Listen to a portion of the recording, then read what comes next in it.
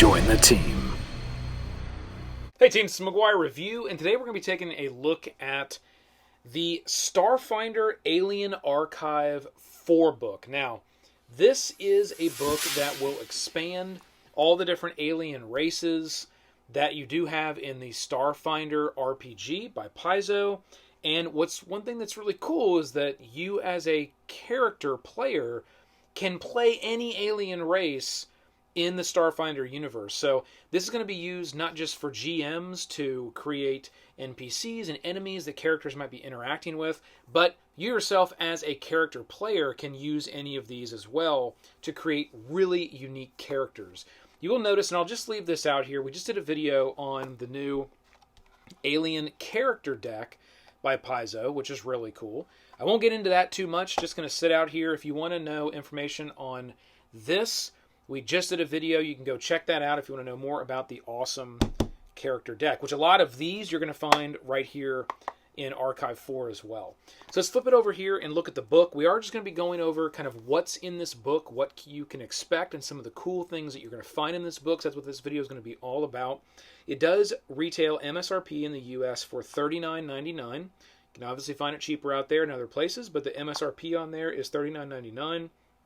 And what you're going to find in this book is 4 main things. One, there's nearly 100 uncanny life forms, both classic and new. We've got a dozen races with full player rules, letting you play everything from a fungus uplifted animal to a humanoid made of magical coral. And then we have new alien technology to help give your characters an edge. Now, this is something that I think is really cool that's in this book. We're going to go over that. It's not just information and expanding out the races and or adding new ones. There's new stuff that's in kind of littered through these books that I find very fun as you're reading through and you're finding things. And there's new rules for grafting the strange physical traits of other species onto your character. So there's brand new rules in Archive 4 to graft on different abilities that other races would have onto you as a character, which is a really cool concept as well. There's a lot of customization that can be done in Starfinder, not only from your abilities just as your physical being, but also crafting and building out your armor and your weapons and whatnot. So let's get into the book. Now, Bear's going to hit us with some overhead here as we're going through this, so you can see some of the things that I'm talking about. I will just kind of show you some of the things as well here on here. It does start off with this really cool view of the entire pack world system there that makes up Starfinder. We got our Absalom Station, the main space, well, you can call it a space station, I guess, that's right down here, and then the different planets and worlds that you can travel to in the content. That's another reason why I love Starfinder, is because it doesn't take place just in one spot. It gives you the ability to travel and warp and go to different planets and different environments. You can have space battles. So it plays out over a number of different types of environments, and that's one of the things I really like about Starfinder so much. Just like any book, it's going to start off there with your table of contents, list out all the stuff you're going to be able to get to. There is a nice couple pages here of overview. It's going to tell you how to read the book, how the book's going to work, all the different type of stats and what they mean. And then it's going to give you a nice monster reference symbols here, where you're going to either have a combatant, an expert, or a spellcaster. And what that's going to give you is, as you're looking through these races, if you are a GM, it's going to give you their challenge rating, so you'll know about when your players can probably take on this and interact with it. So that's a way that you can really scale that, really give them something that is of their challenge rating or something that is beyond, and make it a little bit more of a difficult interaction. But I like how it breaks it down in, you're either going to be fighting this thing, it's just a straight-on melee or ranged combatant. It's going to be an expert, which means those creatures are going to use various skills different ways. And then a spellcaster, so it's a little bit more of a thinker there on the expert. And then the spellcaster obviously is going to be something you're going to interact with, that you're going to have to combat with spells. So that's really nice. And then the other thing that I'll show here is just on the side of the books, and they all follow this similar format. You're going to have this overview here where you can just alphabetically very quickly go to what you're looking for, as well as the species graphs is right here, and there is an appendix that is in this book as well, that it has some other things kind of built in, which I thought was nice. Okay, so that's how the book is going to work. And then when you get to, and I'll just look at the first one here, when you get to the first area, and again, we'll be hitting this with the overhead cam. When you get to this first area here, you're going to get your, what type of creature is it? And one thing that's nice you'll notice here is these things do change by your challenge rating. So this creature at a challenge rating of 1, worth XP of 400, is more of an expert. So there's going to be a number of things that it might be able to do. Where here the challenge rating is 6, worth an XP of 2,400, and here it's clearly going to be more of that combatant. It's going to be more of a melee or a range, just a fight with this creature at challenge rating of 6. So it's nice how it kind of changes depending on how you want to interact with it. You'll get all of your stat blocks right here that you'll need from a GM's perspective to understand how to interact with that creature, and then you'll get a number of different things here on this second page, and they all have kind of a 2-page setup where you'll be able to see exactly how that creature is going to interact and some different situations and even different ways that you can use the abilities that come with that creature.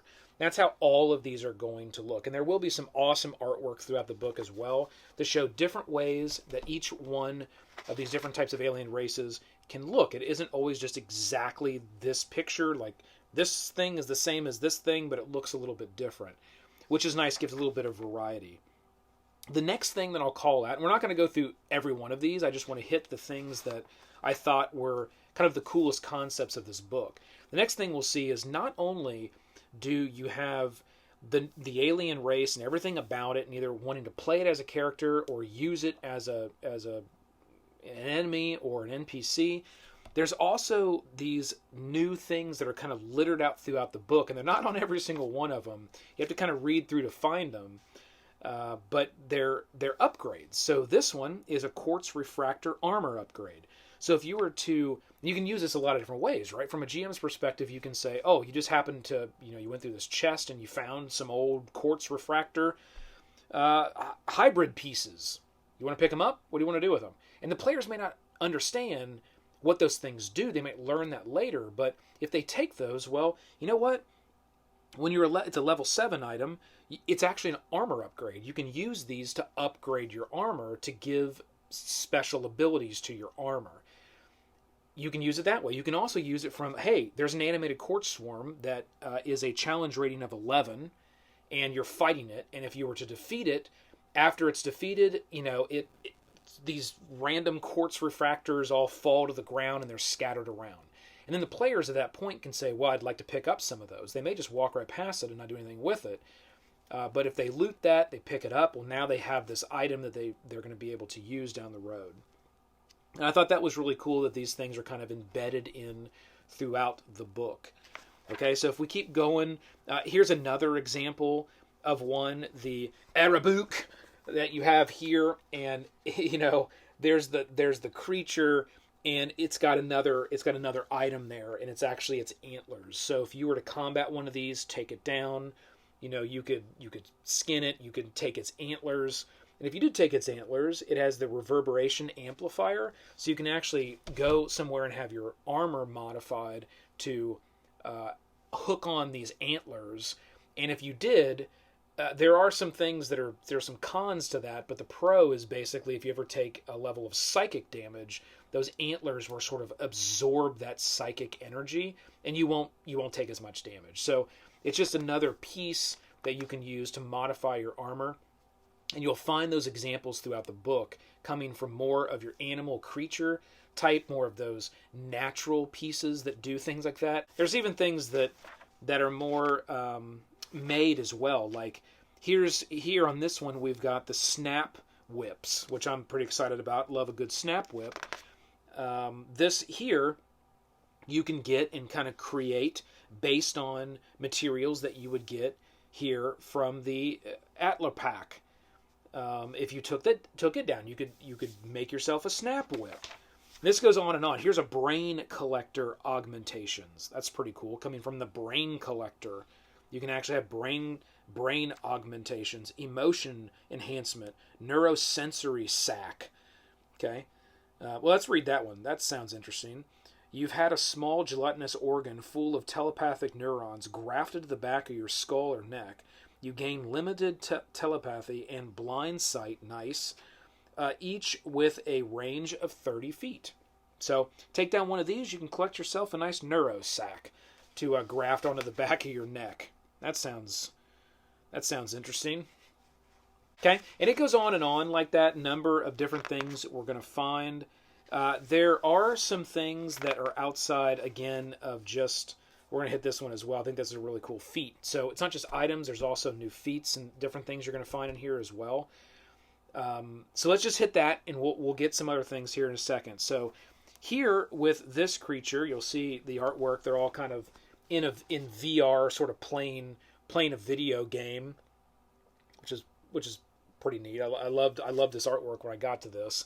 And this offers a feat. It says this feat represents the knowledge of those dedicated to playing vid games. It's not called video games, it's vid games. And then you can gain this new feat. It does have some prerequisites here. You have to have a profession, vid gamer, 7 ranks. The benefit, your dedication to vid games of all types have provided you an eccentric array of trivia and skills. You can attempt any intelligence or wisdom-based professions skill check using your profession vid gamer modifier with a -5 penalty, and you treat as trained in those profession skills. Once per day, you can attempt a profession vid game check to identify a creature in place of using engineering, life science, or mysticism. So it's just, you'll find feats in here as well, which is really cool. Another thing that I'll call out is you actually will find, I'm not sure if this one is here, but you actually will find new companions in here as well. Some of these things can actually dub as companions too. You're also going to find things like the Singularity Cannon. This right here is just straight up a new piece of weaponry that you can get, and it will tell you about how that works there. There's some stat blocks down here on how this weapon works. There's some physical weapons that are created based on the things that you're going to be getting from some of these alien races, whether it's something that is just more of a weapon that they would generally be carrying, or components of them that you can use to craft and create a new science and a new weapon. So awesome. The digital shield, nice. It's just, and it goes on and on. Here's some different medicine capsules.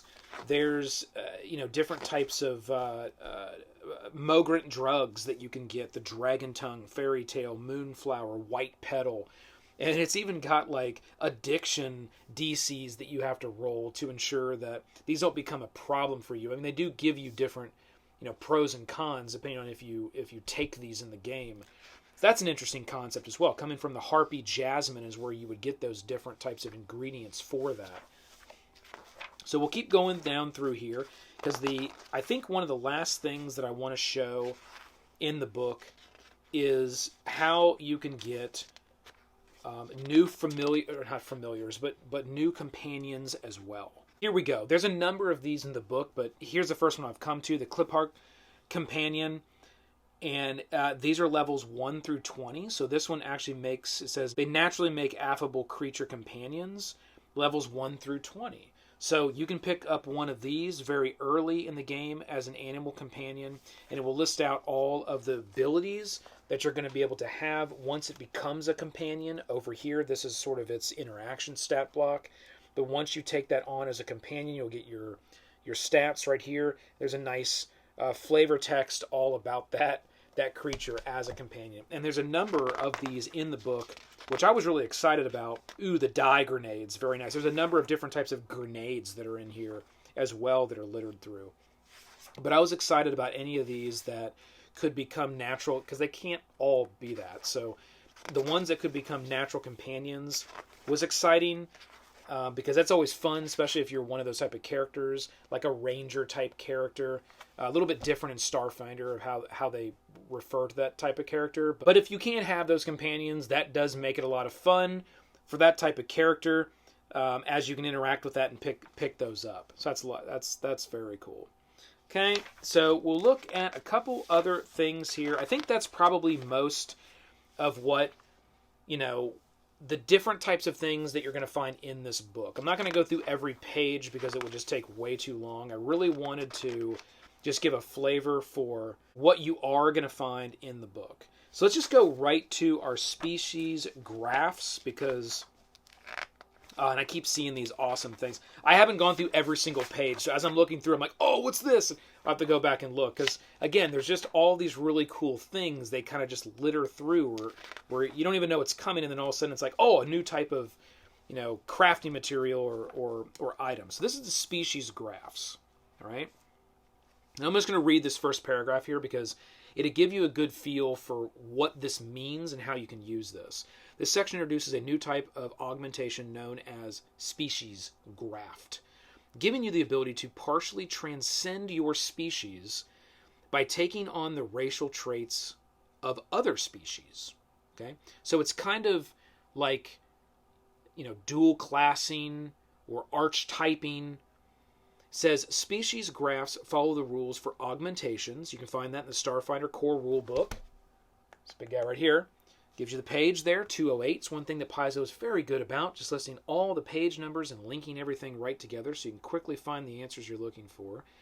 In that they are installed in specific systems in your body, which is also very interesting.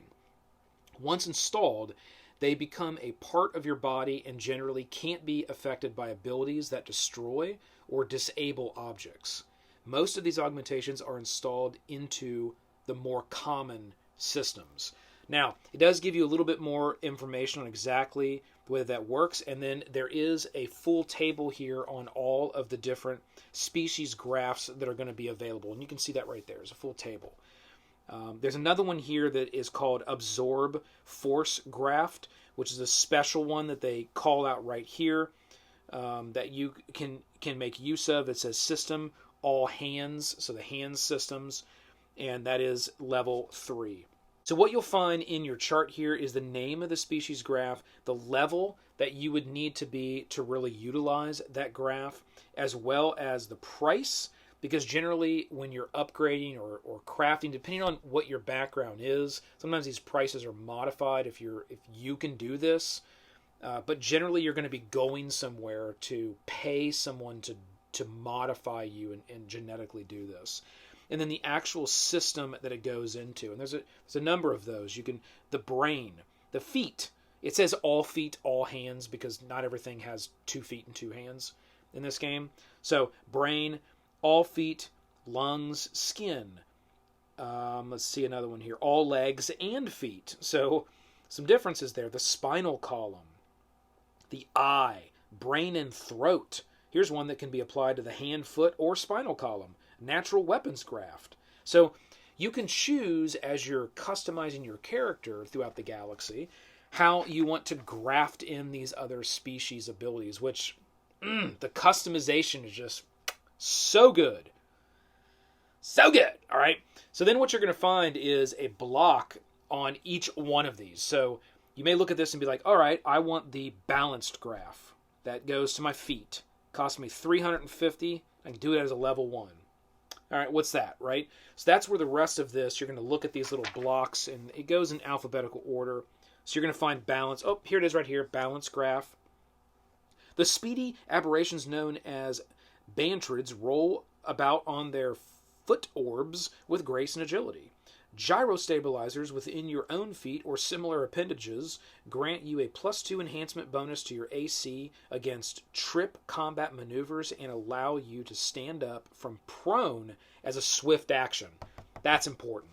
Okay, so that's a really good one, balanced graph. So you may want to do that if you're a roguelike character. You want to make sure that you can't get tripped and taken out. You want to be really nimble so you can stealth around or move quickly around. You may want to pick up the balanced graph species graft if you don't already have it. So that's how all of these are going to work. And I just think the species graft is just a really cool concept of how you can further customize your Starfinder character. And then at the very end, we do have the appendix. Pretty much your general appendix. as you would find in any book. The one thing that I will call out here is at the very bottom, there's a nice little stat chart that's for vital statistics by race. And it has the overall different races, the actual page number, the average height or length, average weight, age of maturity, and a maximum age. So that's really nice as well, because like for the age, you can do, it's 50 plus 1d20 years. So that's kind of cool if you want to just set that age right on the fly. That's always a question I think people have, like, how much should I weigh? How tall should I be? Like, how old should... That's always something that folks are generally going to the internet and looking up to fill those stats into their character sheet. Well, you got a really nice sheet, stat block right here, where you can just say, okay, what's your overarching race? Oh, okay, you're Copaxi. All right, well, you should be 5 to 7 foot tall, 150 to 300 pounds. Your age of maturity is at 5 years, and your maximum age is 40 plus 1d10. So not a lot of years there, so you might want to make yourself like, 15, 16 years old, and then roll a d20, whatever. So that's, I thought, was a really nice chart to have there at the very ending of the book. Then the book does end with, and I need to get this as well, it's the Starship Operations Manual. This is the manual that gives you all of the extra information on star battle on those starships you're going to have. Now, there is, a number of information here just in your standard core rule book, but this is the book, much like these books, that kind of takes it to the next level and gives you more information and more option, more abilities while you're in your spaceships having starship combat. Love that aspect of Starfinder. Okay, and then again, ends it with our beautiful overview of the Pack World system. And that, friends, is the Starfinder Alien Archive 4. This came out earlier this year, so it is a fairly new book. Last few months it came out, but this is the newest one. If you're a Starfinder player, I highly recommend these Alien Archives, because they really just give you so much extra stuff to add in your games and make it richer with a lot more space fun. So hit that like, click the subscribe below to join the team. Keep rolling them crits. This has been the McGuire Review, and we'll see you next time.